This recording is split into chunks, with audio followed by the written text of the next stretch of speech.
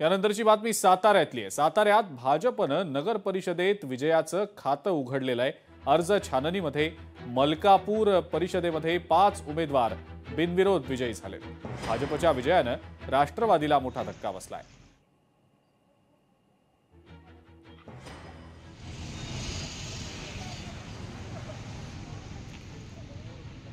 भाजपच्या विजयानंतर विजयी उमेदवारांसोबत आमचे प्रतिनिधी अभय देशमुख यांनी संवाद साधलाय, पाहूया।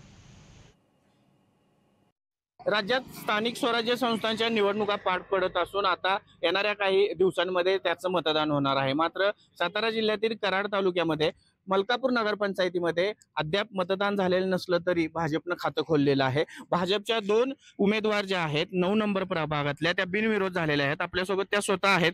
काय सांगाल, बिनविरोध निवडून आलेला आहात, कोणत्या पक्षाकडून तुम्ही उमेदवारी दाखल केलेली आणि नेतृत्व कोणाचं होतं? भारतीय जनता पार्टीतून डॉक्टर आमदार अतुलबाबा भोसले यांच्या नेतृत्वाखाली आम्ही बिनविरोधी निवडून आलो आहोत। सगळ्यांनी म्हणजे खूप मदत केलेली आहे आणि आम्हाला खूप आनंद झालाय बिनविरोधी निवडून आल्यामुळे। आणि आम्ही नगराध्यक्ष पदासाठी आम्ही म्हणजे हे करणार आहे, प्रचार करणार आहोत।